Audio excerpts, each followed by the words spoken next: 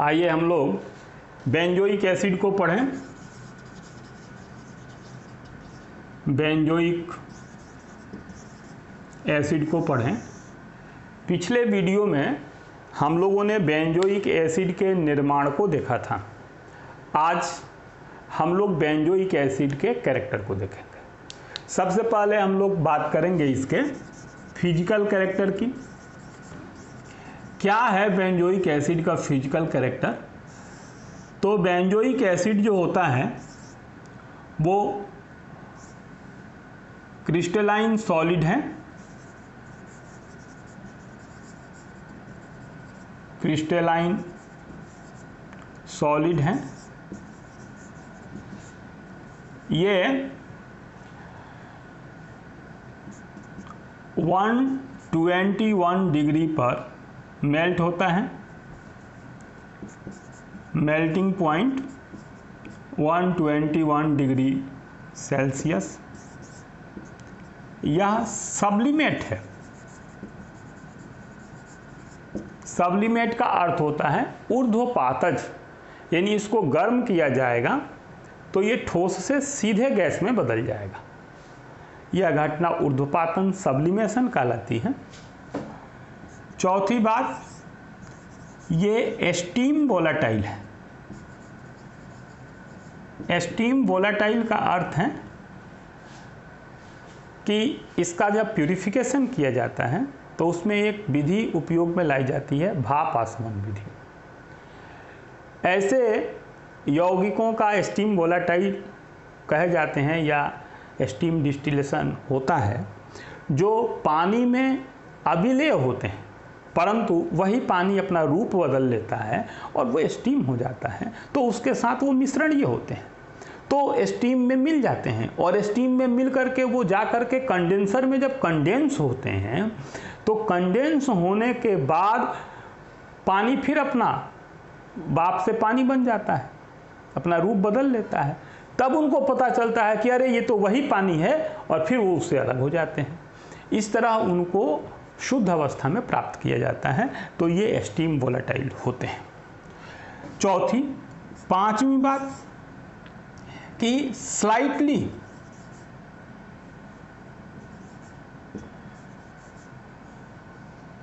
soluble in water but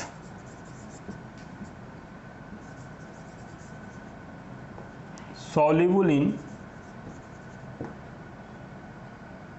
hot water, alcohol and ether।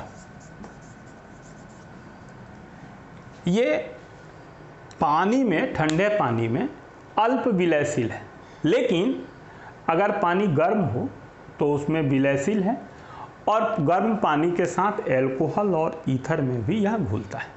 तो हम लोगों ने देखा कि कौन कौन से फिजिकल कैरेक्टर हैं बेंजोइक एसिड के। फिजिकल कैरेक्टर के बाद हम लोग बेंजोइक एसिड की बात करेंगे, केमिकल कैरेक्टर की। बेंजोइक एसिड के फिजिकल कैरेक्टर में एक और बात है, हालांकि बेंजोइक एसिड के पास कोई गंध नहीं होता, हम लोग कह सकते हैं कि ये ऑर्डरलेस होता है,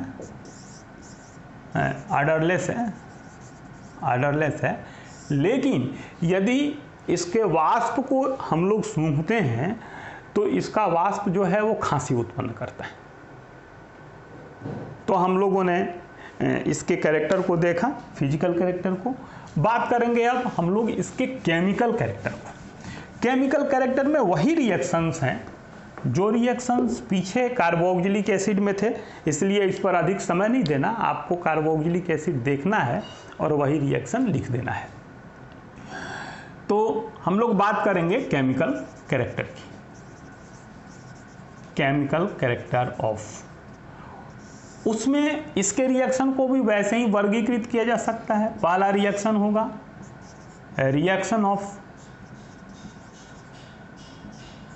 H, reaction of H group, यह कार्बोक्जिलिक ग्रुप है। तो एक रिएक्शन होगा जो केवल H देगा, एक। दूसरा रिएक्शन है रिएक्शन ऑफ OH ग्रुप, इसको ग्रुप नहीं लिख करके केवल परमाणु लिखे, ये OH ग्रुप, ये पूरा। Next reaction of COOH group, और चौथा रिएक्शन ऑफ बेंजीन रिंग।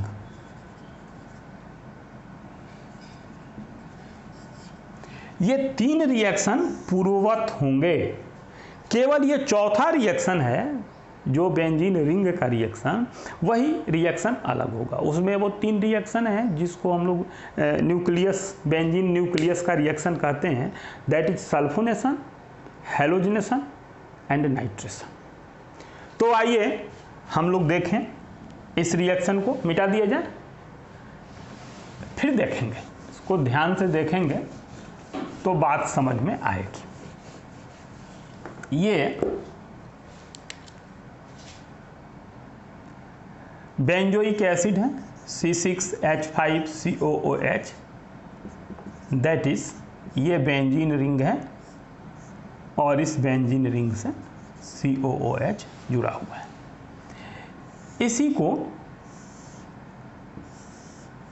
इसी को हम लोग देखने वाले हैं।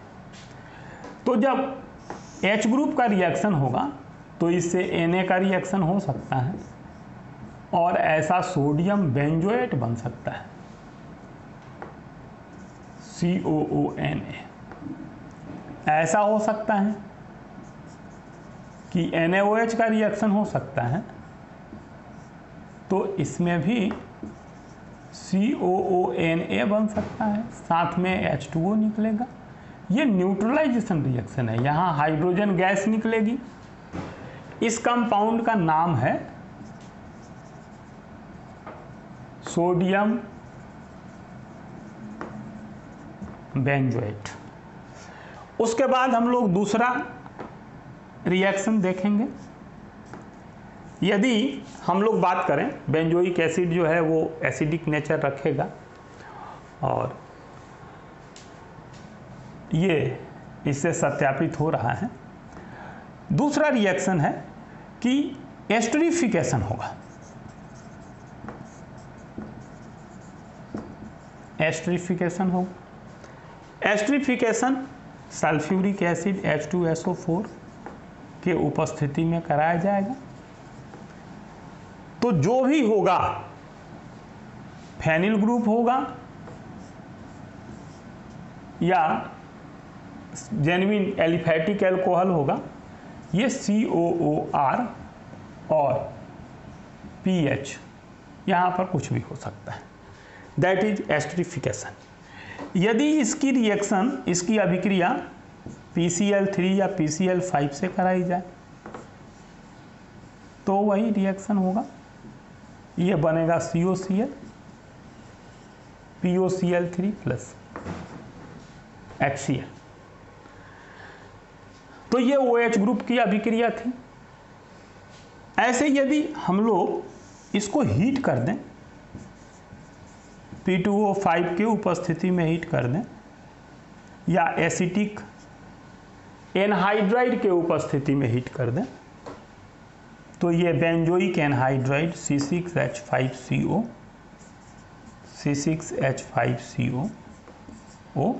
दैट इज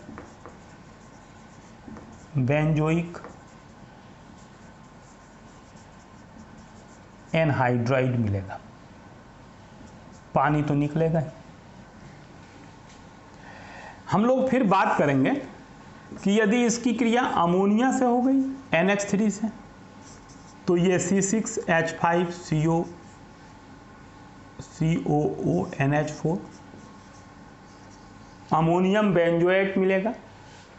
इसका नाम बेंजोइल क्लोराइड है। हम लोग इसको आसानी पूर्वक लिख सकते हैं, पीछे का रिएक्शन देख सकते हैं। इसका नाम है अमोनियम बेंजोएट, अमोनियम बेंजोएट। इसको यदि हीट कर दिया जाए तो इसमें से पानी निकल जाता है, C6H5CO NH2। इसको हम लोग बोलते हैं बेंजामाइड। और इसको हम लोग और हीट कर दें तो C6H5CN, लेकिन ये हीट हम लोगों को P2O5 के उपस्थिति में करना पड़ेगा, तो नाइट्राइल। और इस नाइट्राइल से हम लोग ये बना ही लेते हैं। हम लोगों ने देखा है कि इसी का जल अपघटन कराते हैं तो ये मिलता है ऐसा H2O/H+। कन्वर्जन में भी बहुत सहायक हैं ये सब रिएक्शन। फिर क्या होता है कि इसकी अभिक्रिया बेंजोइक एसिड के कैल्शियम साल्ट की अभिक्रिया CaO MnO हीट, तो एल्डिहाइड एंड और कीटोन मिलता है, यानी C6H5CHO ये वाला एल्डिहाइड, C6H5COR, C6H5CO, C6H5 ये भी मिलता है, ये भी मिलता है, ये भी मिलता है। इसको हम लोग कह सकते हैं एंड और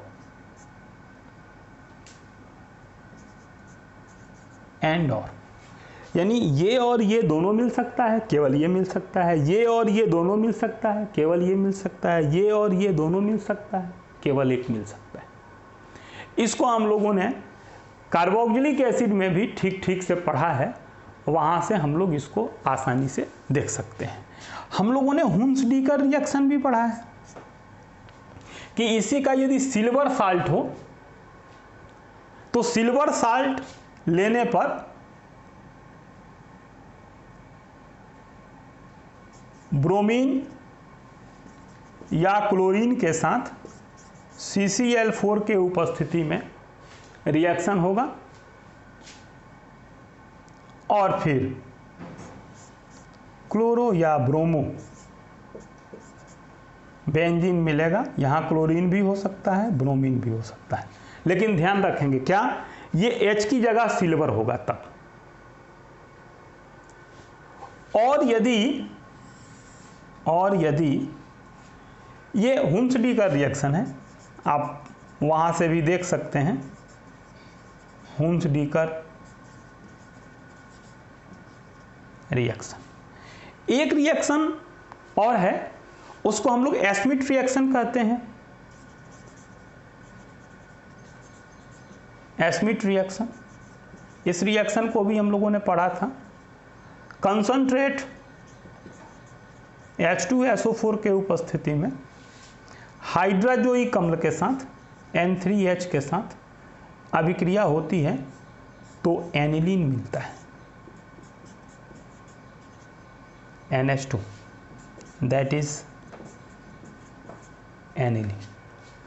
ये सारे रिएक्शन जो है ना, ये सारे रिएक्शन ये सब के सब कार्बोक्सिलिक एसिड के रिएक्शन है। एक रिएक्शन और देख सकते हैं, इसको हम लोग बोलते हैं D carboxylation, NaOH CaO/ heat, that is D carboxylation. और जब डी कार्बोक्सिलेशन होता है तो कार्बोक्सिलिक ग्रुप खत्म हो जाता है और केवल बेंजीन मिलता है।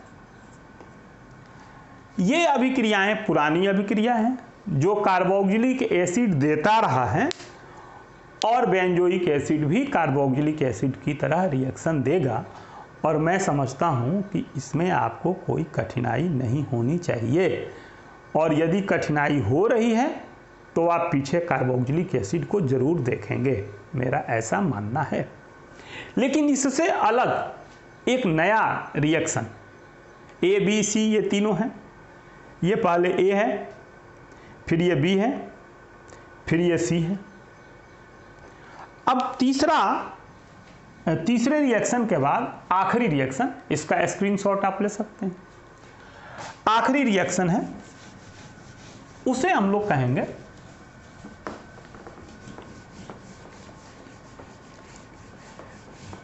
बेंजीन न्यूक्लियस का रिएक्शन। उसको हम लोग ऐसा भी कह सकते हैं, रिएक्शन ऑफ बेंजीन रिंग। उसमें क्या होता है कि ये जो कार्बोक्सिलिक एसिड है ये मेटा डायरेक्टिंग होता है और इसकी क्रिया होती है, इसका हैलोजिनेशन होता है।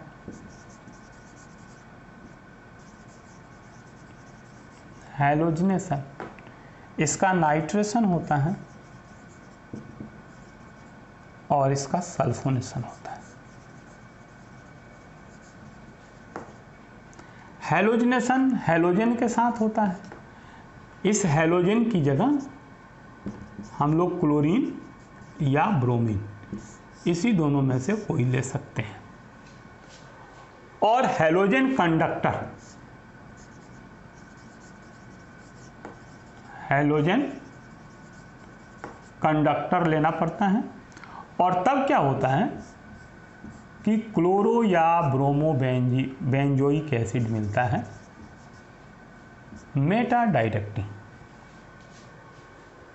क्लोरो या ब्रोमो बेंजोइक एसिड। इसी तरह बेंजोइक एसिड का नाइट्रेशन होता है HNO3/H2SO4 के साथ। और इस रिएक्शन को हम लोग ऐसा लिख सकते हैं, Meta nitro benzoic acid. Meta nitro benzoic acid, Meta chloro benzoic acid. और यदि सल्फोनेशन होता है H2SO4 के साथ,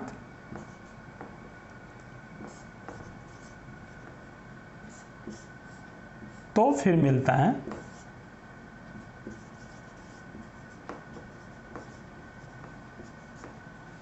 carboxy benzene sulphonic acid. Meta carboxy benzene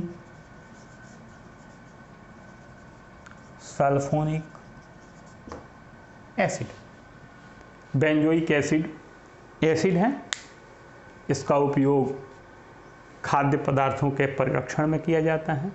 बहुत सारे जितने कंपाउंड बनाए गए उन सब के निर्माण में होता है, प्रयोगशाला में होता है, औषधि के निर्माण में होता है, ये कलर बनाने में किया जाता है। ये सब इसके उपयोग हैं। इनका यदि टेस्ट करना चाहें तो हम लोग एस्टरिफिकेशन करके टेस्ट कर सकते हैं।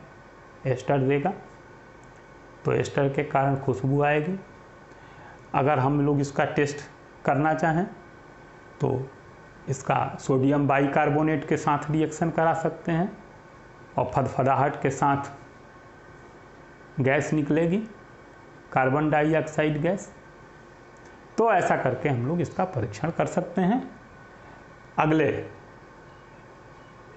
वीडियो में फिर हम लोग आगे की बातों को जानेंगे।